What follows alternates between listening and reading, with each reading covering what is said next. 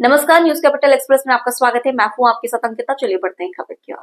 मुख्यमंत्री डॉक्टर मोहन यादव 5 जनवरी को जयपुर नई दिल्ली दौरे पर।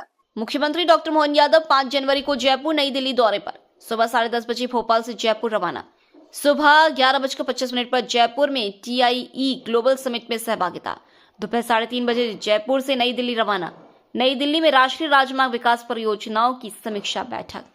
राजस्थान टाई ग्लोबल समिट के अवसर पर मैं आज राजस्थान आया हूं और यशस्वी प्रधानमंत्री के नेतृत्व में जिस प्रकार से IT के सेक्टर सहित सभी सेक्टर में देश आगे बढ़ रहा है और ऐसे बढ़ते समय में हमारे राजस्थान और मध्य प्रदेश तो भाई भाई है, दोनों का सभ्यता का इतिहास भी साझा है।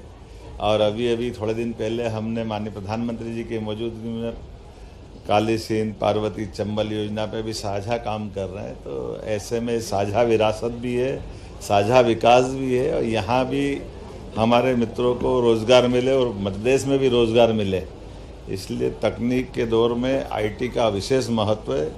इसी के एक बड़े आयोजन की दृष्टि से मैं यहाँ आया हूँ राजस्थान वीरों की धरती, महावीरों की धरती जयपुर में, और उम्मीद करता हूँ कि आज का ये आयोजन अपनी ऊंचाइयां हासिल करेगा। हम अपने लक्ष्य की प्राप्ति के लिए युवाओं को रोज़गार दिलाने की दृष्टि से बड़ी महती भूमिका रहेगी।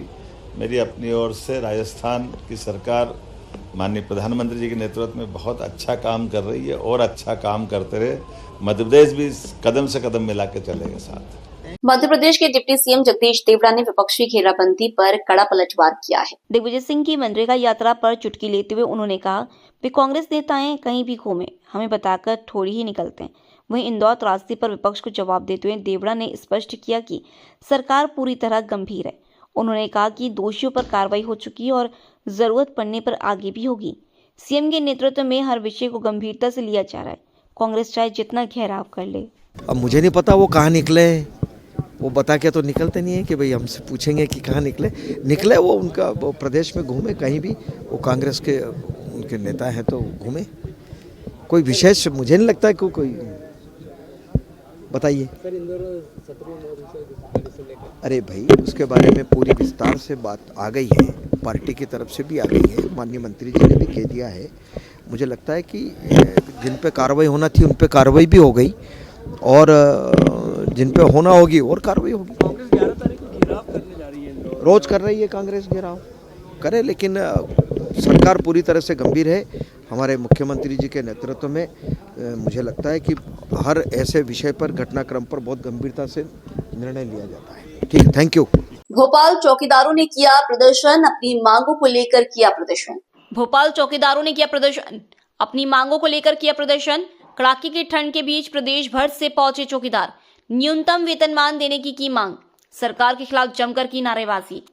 मध्य प्रदेश के लगभग 23,000 ग्राम पंचायतों में चौकीदारों की नियुक्ति हुई थी, सफाई कर्मियों को नियुक्ति हुई थी और सफाई कर्मियों को नियुक्ति हुई थी, भृत्यों की नियुक्ति हुई थी। इनकी संख्या लगभग 80 से 90 हज़ार रुपये। 2013 से निरंतर ये काम करते चले आ रहे हैं और इनका जो मानदेय दिया जा रहा है, किसी को 1500 रुपये दिया जा रहा है, किसी को 2000 दिया जा रहा है, किसी को 2500 दिया जा रहा है, किसी को 3000 दिया, अधिकतम 3000 रुपये तक इनको प्रतिमाह दिया जा रहा है। वो भी समय से दिया नहीं जा रहा, साल भर 6 महीने इनको दिया नहीं जा रहा है। जब भी ये अपने पंचायत में दबाव बनाते हैं तो इनको हटा दिया जाता है, लेकिन इनकी नौकरी की किसी प्रकार की कोई सुरक्षा नहीं।